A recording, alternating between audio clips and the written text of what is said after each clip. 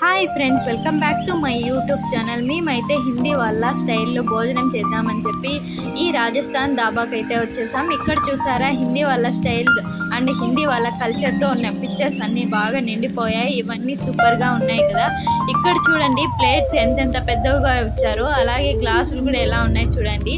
అలాగే మాకు ఫస్ట్లోనే onion, lemon, chilli అయితే ఇచ్చేసారు. అక్కడే ముందుగానే పెట్టి ఉన్నారు. తర్వాత మేమైతే ఆర్డర్ చేసాము పన్నీర్ కర్రీ, దాల్ తడక అండ్ కాజు కర్రీ అయితే ఆర్డర్ చేసాము. అవి అయితే వచ్చేసాయి. దీంతో పాటు మేము రోటీస్ కూడా ఆర్డర్ చేసాము.